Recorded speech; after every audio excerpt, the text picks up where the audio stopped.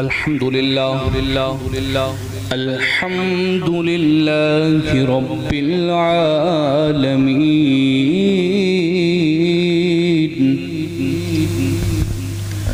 अल्हम्दुलिल्लाह अल्हम्दुलिल्लाहिल गफूर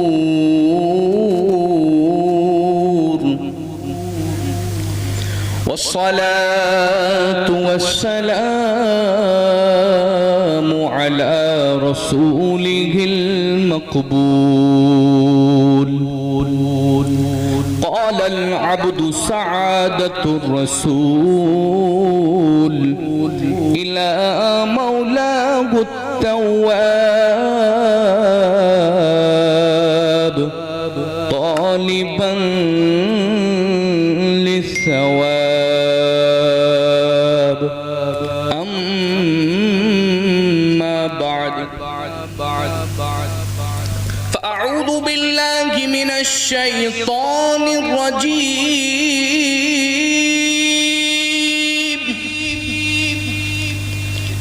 बिस्मिल्लाहिर रहमानिर रहीम।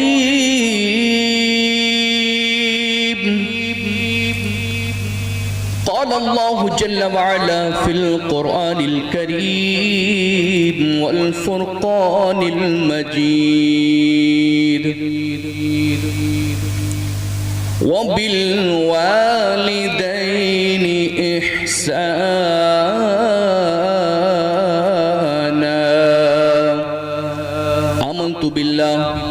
आमन्तु बिल्लाहि सदक़ल्लाहुल अलियुल अज़ीम व सदक़ रसूलुहुन नबियुल अमीनुल मुबीनुल मतीनुल करीम। आइए हुज़ूर अहमद मुज्तबा नूर वाले मुस्तफ़ा प्यारे आका सल्लल्लाहु अलैहि वसल्लम की बारगाह में झूम कर दुरूद पाक का नजराना पेश करते हैं। बड़े आवाज़ बुलंद अल्लाहुम्मा सल्लि अला सय्यिदिना हबीबिना करीमिना व मौलाना व मलजाना मुहम्मद व अला आलिहि व सहबिहि व बारक व सल्लम।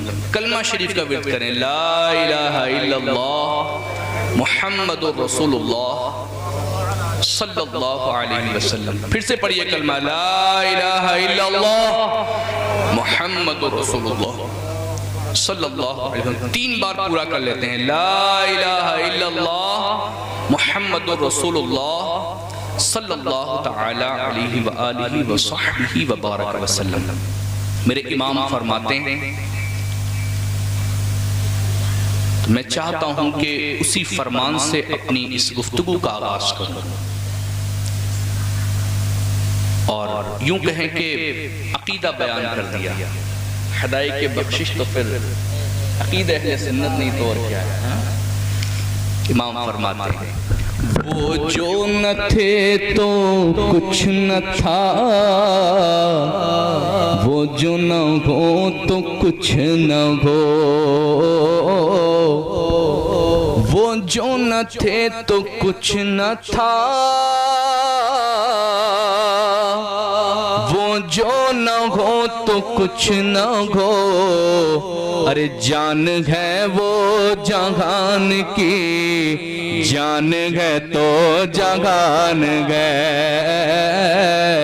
अरे जान है वो जहान की, जान है तो जहान गए। हुजूर से मोहब्बत, आका करीम से मोहब्बत क्यों न की जाए। एक पक्का सच्चा मुसलमान हुजूर से बड़ी टूट के मोहब्बत करता है। क्यों? क्योंकि रब ताला का पता भी बताया तो मुस्तफ़ा ने बताया। हम अल्लाह पाक को एक जानते हैं, किसने बताया? हमारे आका ने बताया। एक समझाने के लिए अकीदे की बात थोड़ा आसान कर रहा हूं आपके लिए। क्यों ना माने मुस्तफ़ा करीम सल्लल्लाहु अलैहि वसल्लम को? जन्नत दोज़ख के बारे में हमको किसने बताया? भाई आका करीम ने बताया। जो कुरान भी हमको मिला है, ये आयतें किस पर नाजिल हुई? यानी जो जो हुजूर ने बताया अल्लाह पाक के बारे में वो हम जानते हैं। यही तो है ना भाई, एक आसान समझने के लिए क्या आसान सी यही बात है। और फिर अगर हम हुजूर पाक की बात करें, मोहब्बत की बात करें, इश्क की बात करें तो बुरा लगने वाली कोई बात नहीं है, तो अच्छी बात है। अब सुने, मैं जिस मौजू पर आपको आज इस बज़्म में लाना चाहता हूं, और इतना अच्छा माहौल गांव में मैं नहीं समझ रहा था, लेकिन वही है, गांव तो गांव है, दीवाने हो तो गांव भी इल्म वालों का गांव बन जाया करता है। एक हाफिज कुरान मैंने सुने थे हमारे, आपका नाम यहाँ क्या मशहूर है, वैसे पहचान नहीं पाएंगे ये लोग, ऐसे जानते हैं, कारी साहब, समी साहब, माशाअल्लाह। तो अल्लाह करे वो दिन आए कि हर हर घर में हाफिज कुरान, कह दीजिए इंशाअल्लाह। ऐसे ही यहाँ के, अब हमारे यहाँ तो बोलते गांव के दामाद, अब आप क्या क्या बोलते मुझे नहीं मालूम। आपके गांव के दामाद अगर मैं कहूँ तो आप समझ जाएंगे इशारा। तो माशाअल्लाह हमारे हाफिज कारी इश्तियाक साहब हैं। अब ये समझिए कि इनके टैलेंट, जितना ये अच्छा कुरान पढ़ते हैं, अभी हमारे यहाँ पर आसपास इतना अच्छा कुरान पढ़ने वाले नहीं हैं, तभी तो हमने इनको यहाँ से वहाँ बुलाया है। अगर हमारे यहाँ होते तो इनको क्यों बुलाते? तो ये इतना अच्छा कुरान पढ़ते हैं माशाअल्लाह, बच्चों को पढ़ाते हैं। मेरे गांव वाले कहते हैं कि जब से ये आए हैं इन्होंने बच्चों को बदल के रख दिया है। सुभान अल्लाह। आपको पहला पैगाम ये देता हूं कि माशाअल्लाह ये दोनों हजरात बहुत अच्छे से निजाम लेके चल रहे हैं। इनके हवाले बच्चों को जब आप करेंगे ना, तो इंशाअल्लाह ये बच्चों को हाफिज कुरान भी बनाएंगे, आमिल कुरान भी बनाएंगे इंशाअल्लाह। हाफिज होना अलग है, कुरान पे अमल करना ये अलग है। जी हाँ, अब टू द पॉइंट में अपनी गुफ्तगू करता हूँ, एक एक बात दिल के कानों तक उम्मीद है इंशाअल्लाह मैं पहुंचा पाऊंगा। अल्लाह जल्ल वाला कुरान करीम में फरमा रहा है, मेरा करीम रब कुरान अजीम में फरमाता है, वबिल वालिदैन इहसाना। और कुरान करीम के औरात पलटते हैं तो वालिदैन के बारे में बहुत सारी चीजें मिलती हैं। एक जगह आयत करीमा है, वक़ुर रब्बिरहमहुमा कमा रब्बयानी सगीरा, वक़ुर रब्बिरहमहुमा कमा रब्बयानी सगीरा। एक दुआ का अंदाज तफसीर से हमको मिलता है इस आयत की, वो ये कि मेरे मालिक, तर्जुमे में भी आएंगे तो ये अल्फाज मिल जाएंगे, एक्सप्लेनेशन। चूंकि मैं देख रहा हूं जवान माशाल्लाह काफी हैं यहाँ पर, पढ़े लिखे भी होंगे, कुछ बच्चे भी जो मेरी बात को कैच करेंगे, आप तक पहुंचाने के लिए मैं अपनी बात को बहुत आसान कर, तवज्जो फरमाएं। वक़ुर रब्बिरहमहुमा कमा रब्बयानी सगीरा, इसके एक्सप्लेनेशन में जाएंगे, इसकी व्याख्या में जाएंगे, इसकी तफसीर में जाएंगे, और इसके तर्जुमे में भी ये अल्फाज आपको मिल जाएंगे कि मेरे मालिक, यानी ये अंदाज़ दुआ गोया कि रब तआला ने अता फरमाया है क्या, कि मेरे मालिक मेरे वालिदैन पर तू ऐसे रहम फरमा जैसे उन्होंने मुझ पर बचपन में किया। आयत करीमा अर्ज़ कर रहा हूं, मेरे वालिदैन पर तू ऐसे रहम फरमा जैसे उन्होंने मुझ पर बचपन में किया। अब आज की जरा सोसाइटी पर हम गौर करें, समाज पर गौर करें।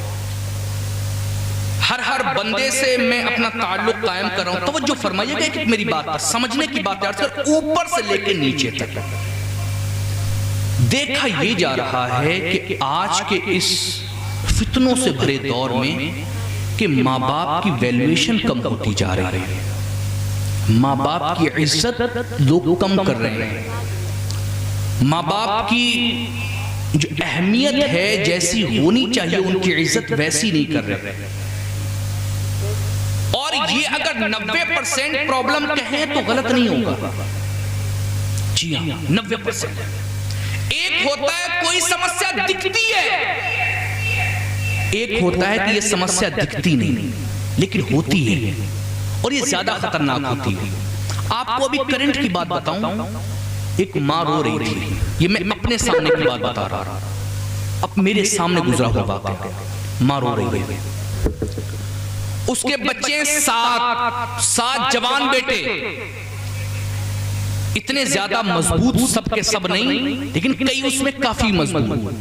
लेकिन दिक्कत ये कि किसी के पास इतना टाइम नहीं है कि माँ की जो कमजोर आंखें हैं उसको अस्पताल जाके बनवा दे। टाइम नहीं है, टाइम नहीं है।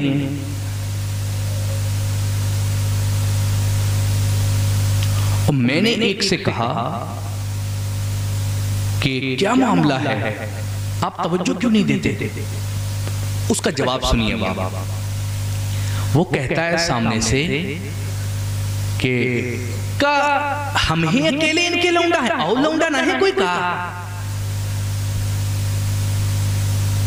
का हम ही लौंडा है। यानी वो कहना ही चाह रहा है कि हम ही अकेले लड़के हैं क्या, 6 और नहीं है, कोई बनवाना है जाके। ऐसी बात जिसको अल्लाह पाक ने नवाजा वो ऐसी बातें कर रहा है। मैं और आप जरा अपने अपने ऊपर गौर करें। मैं यहां पर बातें करने बताने कम आया हूं, समझाने ज्यादा है और समझने ज्यादा है। एक गुफ्तगू होती है कि बंदा तेजी में कर जाए, उस पर लोग सुभान अल्लाह कहें, वो अलग बात है। लेकिन मैं यहां पर अपनी जमाने नहीं बल्कि आपको मुस्तफा करीम की हदीस सुनाने के लिए आया और वो चीज देने आया हूं कि बंदा सोचने पर मजबूर हो कि कहीं ऐसा मेरे साथ तो नहीं हो रहा, कहीं मेरे घर में तो ये हाल मेरे माँ बाप का नहीं हो रहा है। हाँ, कभी कभी ऐसा भी होता है कि तवज्जो नहीं होती है बंदे की। अगर उसकी तवज्जो हो जाए तो मसला हल हो जाता है। आज मैं अपनी माओ बहनों से भी मुखातिब हूं। बहुत अच्छा पर्दे के साथ दूर बैठी हैं, लेकिन मेरी आवाज अपने दिल के करीब करें। कहीं ऐसा तो नहीं कि सास जो है वो घुट घुट के जिंदगी गुजार रही है। और अगर आज सास घुट घुट के जिंदगी गुजार रही तो याद रख, जब तू सास बनेगी तो तेरी जिंदगी भी इतनी आसान नहीं होगी। कमा तदीन तो दान, जी हां, आसान नहीं होगी। अब मैं एक सास से कहता हूं, कई घरों में बहुएं परेशान होती हैं, सास इतना ज्यादा खतरनाक रूप धारण कर लेती बेचारी, और कुछ करे तो कैमरा क्या कंट्रोल करेगा, तो ये कंट्रोल करेंगे। कमी 10% है तो 90% है। मैं अपने आपके दिल तक पहुंचने के लिए ऐसी बातें कर रहा हूं ताकि मैं आपको मौजू पर लाऊं। मेरा मकसद हंसाना नहीं है, मेरा मकसद आपको समाज की उस बुराई तक लेके जाना जहां हमारी तवज्जो नहीं जाती। तवज्जो फरमाएं। माइक को मैं दूर कर रहा हूं क्योंकि इसकी आवाज समझ नहीं आ रही, मेरी आवाज ऐसे ही आप तक इंशाल्लाह जाएगी। तवज्जो। कहीं ऐसा तो नहीं है कि बहू पर सास से मैं गुजारिश करूंगा, मेरी प्यारी बूढ़ी माँ, जैसा तू अपनी बेटी के साथ बर्ताव चाहती है वैसा अपनी यहां पर बहू के साथ बर्ताव रख। तू जैसा बर्ताव कहीं दूसरी जगह तेरी बेटी जाती है कि तेरा दामाद तेरी बेटी के साथ जो अंदाज इख्तियार करे तू वो इख्तियार कर। यहां तू अगर यहां जालिम बनी, खुदा ना करे अगर ऐसा रवैया उधर उसकी सास ने इख्तियार किया तो तुझे भी बुरा लगेगा, तेरे शौहर को भी बुरा लगेगा। अब तवज्जो फरमा, इसमें ज्यादातर 90% दिक्कत सास की तरफ से नहीं होती, बहू की तरफ से होती है।